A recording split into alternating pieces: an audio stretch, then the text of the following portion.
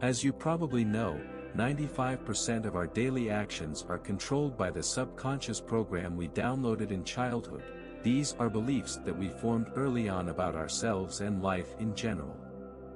That is why reprogramming your subconscious mind is a must.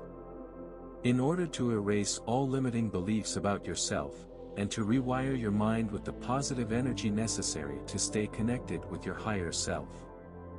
Positive affirmations, when regularly and consistently listened to, and accompanied by your clear and specific images about what you desire to manifest, will without a doubt, produce the results which you have imagined so vividly. Remember this, everything in life happens twice. The first time is when it is imagined, when it's only a thought in the creator's mind, before it becomes real. Any material object you can think of, first was an idea. The second time was when it was produced through the mechanical process that made it materialize, into the thing that you now can hold or use. You are the creator. Know this, if you apply this knowledge to create your ideal life, you will indeed be the creator of your future, as much as you have been the creator of your life up until now. This secret hiding out in the open, is what successful people use to cure themselves, enrich themselves, or live the life they choose to live. This is how it works. First, imagine something as if it were already existing. Feel it, see it, touch it, smell it, taste it, imagine it as fully as possible. Your subconscious mind will take care of directing you to materialize the rest. Don't stress, push, or hurry it, there's no need. Just make a habit of imagining regularly and vividly, especially during those moments when your body is in theta. Theta is a super learning state in which our brains are formatted to function during our early childhood programming years. The ages between 0 to 7 are our programming years. This same super learning state is one that we as adults are in every day, prior to being fully awake in the morning and again at night before we drift off to sleep. Positive affirmations to program your mind before sleep are a powerful and effective way to manifest what you want. It's easy to do. If you put in the time to imagine it, and consistently practice the habit of listening to these affirmations each night, you will show yourself the path to a better life and be amazed by the power of your subconscious mind. If you feel less than satisfied with the current path of your life and want to know why you should use affirmations to create a life you will be happy with, here are 8 telltale signs that you need to put positive affirmations to work for you. Have you been prioritizing everyone else's needs before your own? This type of negative behavior may have been developed from your childhood experiences, particularly from emotional childhood neglect.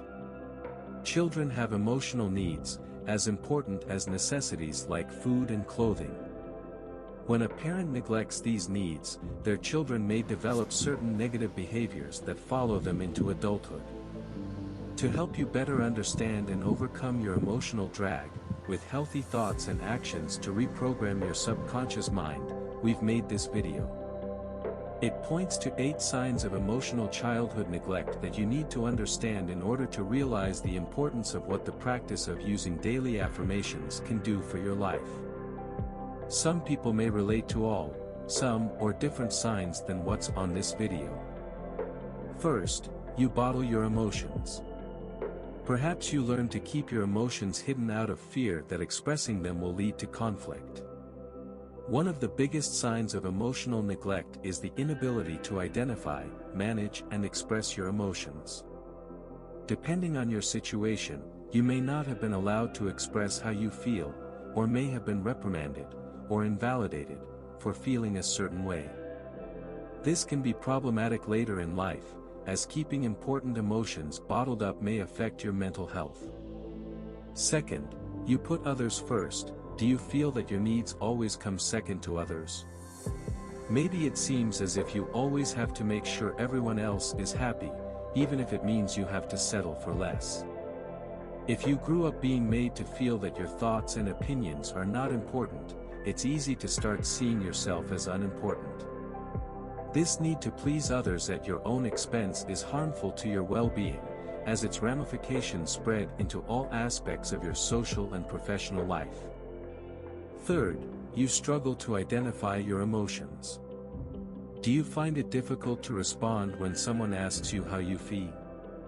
If you grew up in a household where your feelings were neglected, you may have been led to avoid thinking about how you feel or believe that your feelings aren't important.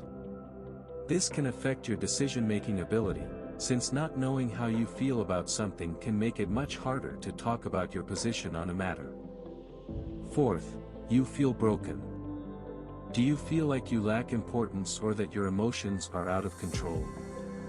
Emotions are important because they help guide you to make decisions, formulate opinions, and influence how you interact with others. When you're cut off from your emotions, it's easy to feel that there's something inherently wrong with you.